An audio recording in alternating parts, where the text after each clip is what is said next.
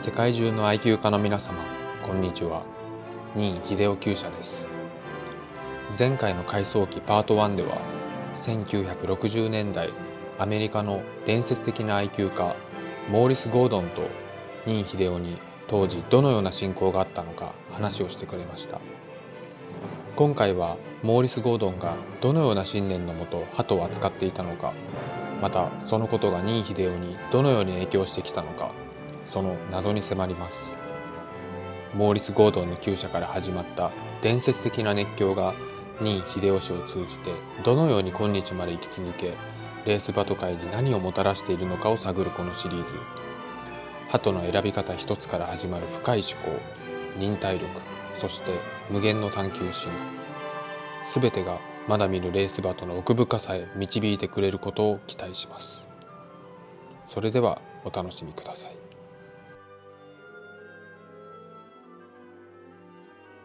今現在が2024年なんですけれども、任さんが初めてゴードン厩舎から鳩を入れたのが1960年67年ですね。この厩舎を作って大きくなったから入れ物ができたので頼みました。その時に若くて良い鳩やから私は1歳か2歳の記録鳩が来るんじゃないかという先入観があったんですが、一着四方ぐらいのところにピーピーの花が6本入ってて、はっと思った。なるほど、これは長持ちするということを学びました。だから皆さん方も鳩を買うならピーピーの鳩を買うたら若くて長持ちするというのは、これは一番理にかかった教えだと思います。鳩飼いの中でそんなことを私に教えてくれたのはモーリス・ゴードンだけです。他の鳩飼いはできて見て良くなってから鳩を売ってくるんですが、あの人はそういう変わった考えの持ち主です。だから本人も輸入した時はものすごい小さな鳩を輸入してがっかりしたけど、その鳩が飛んだというので、かなり鳩のことについては勉強した人だと思います。アメリカでは第二次大戦があっても一度もレースを休んだことのないグレートボストンコンコースは一番鳩の盛んなところです。一人20羽以上は出せないところで勝つというのは大変難しいことだと思いますが、それで全米ナンバーワンになるということはよっぽど強い厩舎だと思います。公平を期すために日本なら100羽出そうと150羽出そうと関係ないですけど、向こうは何羽おっても一厩舎20羽以上は出せないんです。それで戦おうって強いって言うんだから本当に強いとしか言えません。全米ナンバーワン5回取ったのはやはりアメリカの中でもモーリス・ゴードンだけだと思います。こうして私が喋ってモーリス・ゴードンの系統がまた後世に残ることを私は望んでおります。血筋は大切です。任さんのところにゴードン厩舎から来たのが1967年ということだったんですけども、ゴードンさんっていつから鳩をされてたんでしょうか。今から100年前ですね。頃に鳩を飼ってて、6羽の鳩をオスマンから導入したのが1923年頃だと思います。種鳩を見たらね。だからちょうど100年前に導入して、それまでは鳩を飼ってたけど、その頃の有名な人はカーチスという人とビュッターという人が上位に500マイル600マイル700マイルに成績を見たらずらっと名前が入ってて、今もビュッターいう系統は向こうで残っております。やっぱり1000馬単位のレースをやってたと思います。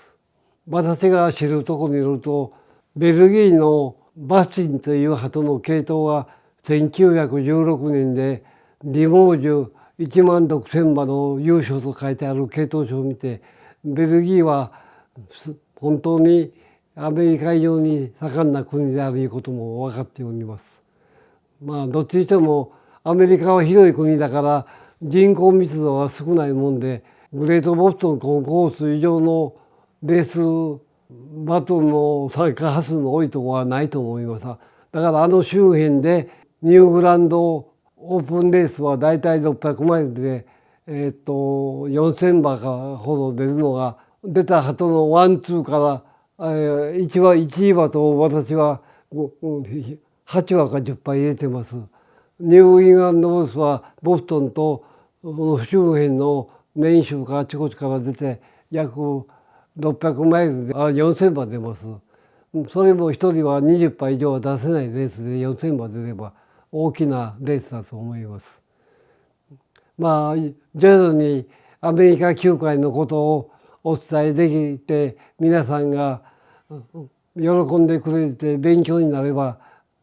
私も大変嬉しいと思います。そうなるともう100年以上このゴードンの血がこう受け継がれてるということで、100年経っても今なおね日本のみならず中国や台湾だったり他の各国で活躍されてるというのがものすごいやっぱりこう興味深いですね。モーリス・ゴードンはモーリス・ゴードンの鳩を飼う信念を持ってたと思うんです。でもレース馬とは負けても楽しいことがあるんです。なぜか言うたら私は優勝した鳩よりも私の印象に残っているのは一月か二月経って骨から筋縁もなってもう一着も取れない鳩が遅れて帰ってきた鳩を見てなんと素晴らしい鳩だと思いました。そういう喜びもあるんです。本当に骨から筋縁もなって胸の筋肉がなくなって骨が飛び出して足もひなのような細くなってガリガリになってたどり着くいう忍耐力、これはもう言葉に表せ優勝した鳩でも嬉しかったですね。そういう楽しみ方もあるんです。想像もつかない能力のある鳩をいろいろな方面から眺めて楽しんでください。まだまだわからないことがいっぱいあるので面白いと思います。だからまだこんな年をとってもまだ鳩を眺めて楽しんでおります。中には高齢者もおりますし、小学校2年3年から鳩を飼い出した人もおりますが、年齢問わずして勝負ができるのもまたこれ不思議なスポーツでございます。15歳であっても18歳であっても30歳であっても50歳であっても80歳であっても同じ土俵で勝負をできるいうスポーツはこれ鳩以外ないんじゃないかと思います。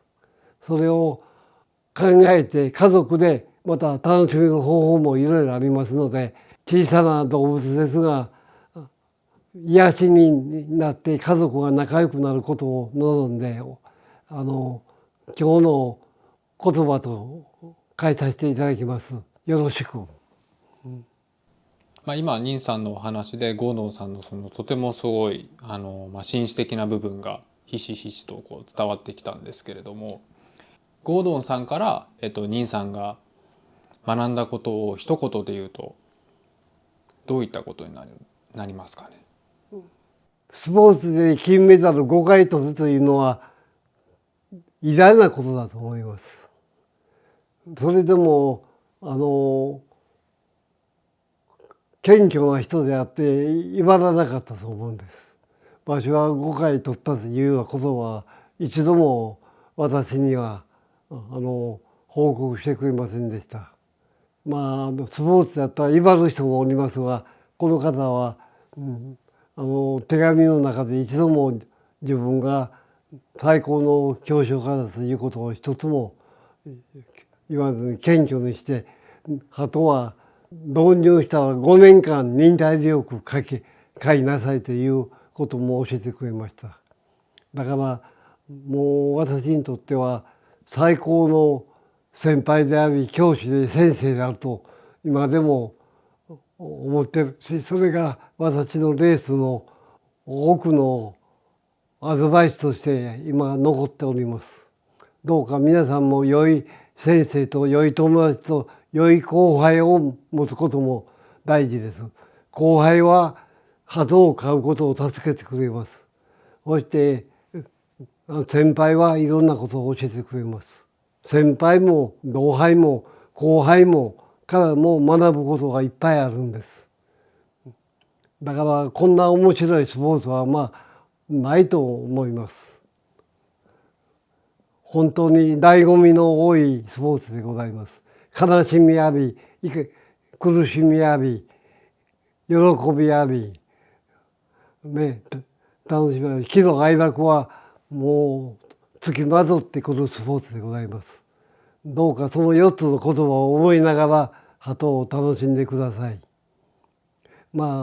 皆さんもいろいろ質問があればまた遠慮なく申し出てくれたら私の知る限りのことは回答させていただきます。まだ回答できないこともあるかもしれませんが、その時はご了承ください。まだ私も学ぶことはまだいっぱいあると思います。それは共に学んでいくのが面白いと思うんです。この世の中にはもう終わりはない、勉強するのに終わりはないと思うんです。で、今のスマートフォンのこの電波、これも恐ろしい時代になりました。そしてこの電波を利用して私はビジョンスクールを作れたことも感謝の気持ちでいっぱいです。50年前にこんなボタン一つで世界中の人と顔を見ながらものを言える機会ができるなんて考えたこともありませんが、今現代子供でもボタンを押したら外国のどこにおった人の顔を見ながらものを言えるという不思議な機会ができてるんです。限界なきレースマートも限界なき研究の対象になると思います。どうかしっかり学んで楽しみましょう。はい、ありがとうございます。ちょっとどんどん質問出ちゃうんですけど、もう一つだけいいですか。弟さんが、モーリス・ゴードン厩舎に行かれたと聞いたんですけれども、ゴードン厩舎ってどんな厩舎だったかって弟さん兄さんに何かおっしゃってたりしましたか。厩舎は食べ松の2つあって20羽以上出せないからそんなたくさんの鳩はいません。必要ないからその前に私が風の便りに聞いたのはゴードン厩舎のとこに鳩の死体がようけあったというようなことを聞いて自分で悪い鳩は殺したというような厳しい鳩飼いだったというようにそれは直接聞かなかったけど数を制限するために搾取した時に良い鳩と悪い鳩を見分けるだけの力があったと思うんです。私にはそれはありません。私はヒナができて病気の鳩はちょっと処分しますがちょっとぐらい弱い鳩でもなんとか元気になると思って情けがあるんかわからないけどつい買ってしまいますがモーリス・ゴードンはできた子供を見て良し悪しを選別する力があったと思うんです。これはヨーロッパのカイパーという人も厳しい人であってヒナができたら1週間水も餌も与えずに元気な鳩だけを残したということを私は聞き読んでおります。だからそれがいいのか悪いのか分かりませんがただ良い鳥を作ると思えば心を鬼にせないけない時もあるかも分かりません。それはそれぞれの考えですのでそこで生まれた鳩が良い成績を上げて喜びもあればもう全然何度やってもダメな鳩もあります。それが勝負の世界だと思うのでいい鳩を作ることは大変なことです。苦しいけれども苦しい中から楽しみを見出す動物だと思うんです。すごい非常に興味深いお話だったですね。今ここの手元にたくさんの資料があるんですけれども、これ全部ゴードンもうの中心の記事もあるし、他のオペルの記事もあるし、ヤンセンの記事もあるし。そうですね。ね、もうたくさんだからあるんでね。もう私の先輩のことをこれから徐々に説明させていただきます。私ほどいい先輩を持った愛嬌がおれへんもんね。次回は、このゴードンの系統がどれぐらいこうたくさん、記録鳩が出たかとか、どういう鳩がこればリンさんの厩舎から作出されたとか、そういった話をしていただくんですけども、例えばこういうゴードンクイーンっていう鳩がいますし、そもそもゴードン厩舎からその、ロビンの子孫ですねが、リンさんの厩舎に来たり、そういったことを、軸にこの1967年から2024年までの、活躍した鳩の説明をしていただきます。じゃあ今回はこの辺で終わりましょうか。はい、ありがとうございました。よろしく。